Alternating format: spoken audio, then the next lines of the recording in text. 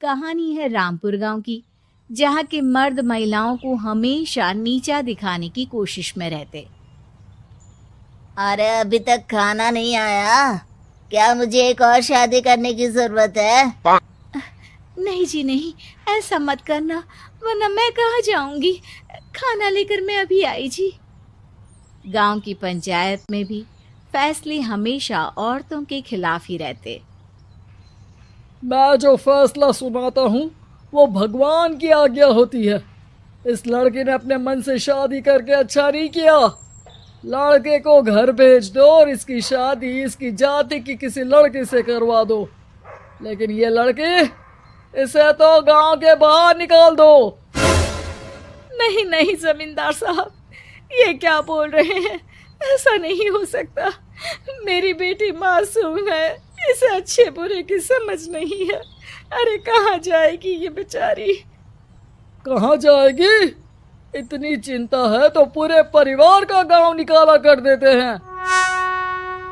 बेचारे पूरे बसे बसाए परिवार को गांव छोड़ना पड़ता है।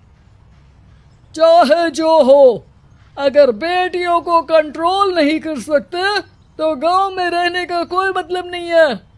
यहाँ औरतों को दब कर रहना होगा।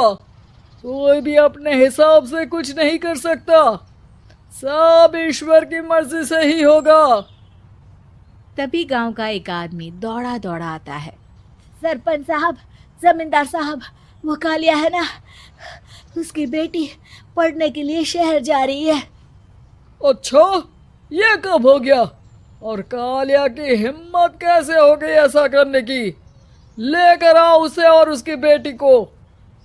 बस फिर क्या था, हाजिर हो जाते हैं कालिया और उसकी बेटी सरपंच के सामने। अरे कालिया, ये क्या सुनने में आ रहा है? बेटी को इंजीनियर बना रहा है तू? और ये बता, गांव में तो स्कूल नहीं है, फिर कहाँ से इतनी क्लास पास कर गई तेरी बेटी? राधा, जो कि कालिया की बेटी है, उसे लगता है कि सरपंच उसकी तारीफ कर रहे हैं। सरपंच जी, मैंने ऑनलाइन पढ़ाई की है, डिस्टेंस लर्निंग से।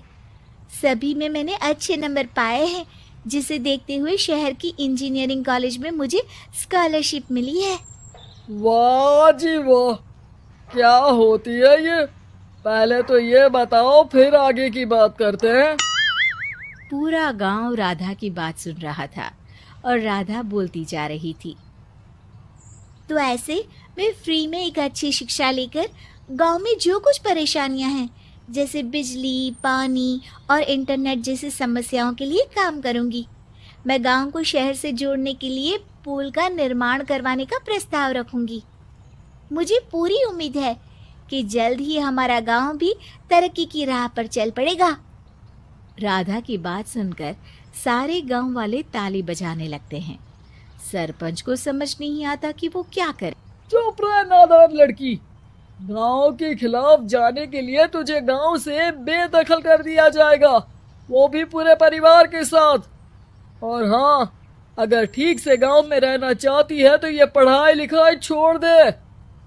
हम तेरे लिए गांव का कोई होनहार लड़का देखेंगे। तभी गांव का एक आदमी बोल पड़ता है। अरे नहीं नहीं सरपंच जी, राधा बिटिया जो बता रही है, अगर वैसा हो जाए तो हम लोगों को पैसा कमाने के लिए बाहर नहीं जाना पड़ेगा। हाँ जी, और ना ही कोसों दूर पानी के लिए भटकना पड़ेगा। हमारे बच्चे भी अच्छी पढ़ाई कर सकेंगे और आगे बढ़ेंगे, ना कि हमारी तरह खेती करते बैठेंगे। क्यों गांव वालों, राधा बिटिया का साथ देना चाहिए ना। सरपंच देखता है कि गांव राधा के साथ है तो वो चुप हो जाता है। वो घर आकर अपने सलाहकार से बात करता है, जो बहुत ही चालाक किस्म का इंसान होता है।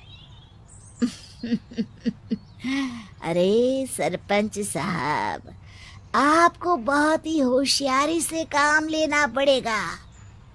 एक बार गांव तरक्की कर गया, यहाँ के बालक पढ़ लिए तो कोई ना पूछेगा आपको।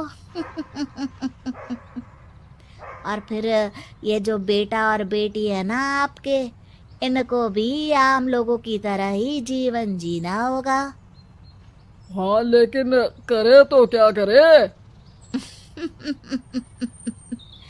वो ना आप मुझ पर छोड़ दीजिए, बस मैं जैसा बोलूं करते जाइए। अगले रोज सुबह जब गांव वाले सोकर उठते हैं तो राधा के घर के बाहर और साथ ही वो लोग जिन्होंने राधा का सपोर्ट किया था उनके घर के आगे लाल रंग से कल आऊंगी लिखा होता है। कल आऊंगी, यह क्या होता है? अरे यह तो खून से लिखा है, लगता है कोई भूत प्रेत या चुड़ैल का साया है। चलो सरपंच जी के पास चलते हैं। सभी सरपंच के पास जाकर उसे सारी बात बताते हैं। और ये तो बड़ी मुश्किल की बात है। चलो, मैं एक बाबा को जानता हूँ, उन्हें बुला लेता हूँ। सरपंच बाबा को लेकर गांव के घर के बाहर जाता है। ओहो, तो ये वो चुड़ैल है जो उन लोगों को निशाना बनाते हैं जो गांव को बदलने का सपना देखते हैं। वो गांव को ऐसे ही संपन्न देखना चाहती है। वो नहीं चाहती कि कोई बाहरी यहाँ का कायाकल्प करे। क्या तुम लोगों में से किसी ने गांव को बदलने की सोच रखी है? तभी राधा की माँ रोते रोते आती है। मेरी राधा घर से गायब हो गई है। अरे कोई तो बचाओ, मेरी बच्ची कहाँ गई?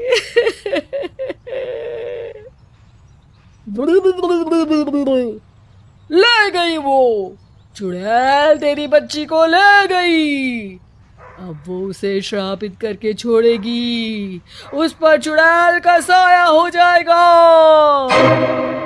तभी बुरी सी हालत में राधा भी वहां आ जाती है। उसके बाल चुड़ैल की तरह फैले होते हैं और कपड़ों में खून लगा होता है। सभी राधा को देखकर डर जाते हैं। माँ, पता नहीं मुझे कौन उठा कर ले गया था। अरे दूर दूर हो जा चुड़ैल, अब हम लोग इस गांव में नहीं रुकेंगे। अरे कैसी बातें कर रहे हैं आप? कल तो आप मेरे भरोसे गांव का हुलिया बदलने, अपने बच्चों को पढ़ाने और तरक्की उन्नति की बात कर रहे थे, तो आज क्या हो गया आपको? ये फिर तुम लोगों को बहकाएगी।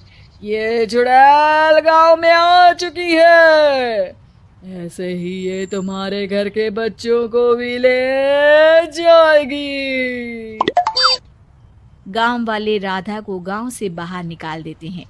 उसके माँ बाप रोते रहते हैं लेकिन गांव वाले नहीं मानते।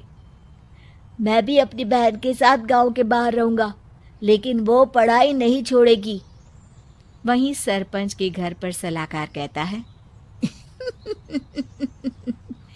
देखा, सांप भी मर गया और लाठी भी नहीं टूटी।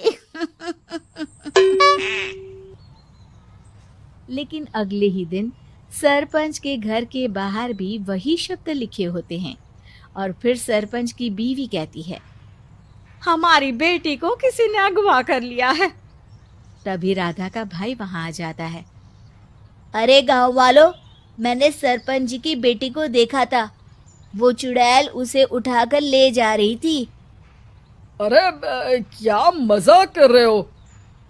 नहीं नहीं सरपंच जी, आप नहीं जानते, वो चुड़ैल अब आपकी बेटी में आ जाएगी, जैसे राधा के अंदर आ गई थी। तभी सरपंच की बेटी वैसी ही हालत में वहां आती है जैसे राधा आई थी। पापा, पता नहीं कैसे मैं गायब हो गई थी। चुड़ैल, इसके अंदर भी चुड़ैल का साया है, मारो इसे। अरे नहीं नहीं, इसे भी राधा के पास गांव के बाहर ही भेज दो। अरे चुप रहो, मेरी बेटी कहीं नहीं जाएगी और चुड़ैल बुड़ैल कुछ नहीं होता है। अरे कैसे बात कर रहे हो सरपंच जी? आप तो बोल रहे थे कि आपका फैसला भगवान का ज्ञान होता है, तो अपने पर बात आई तो अब आप ऐसे बोल रहे हैं। अरे ना ना ना, आपको अपनी बेटी को त्यागना ही होगा। अरे बुलाओ बाबा को। राधा का भाई बाबा को ले आता है, जिसे अब गांव वालों के डर के कारण सच बोलना पड़ता है। मैं कोई बाबा नहीं हूँ, मैं तो मोची था। ये सलाहकार महोदय ने मुझे कहा था एक्टिंग करने को।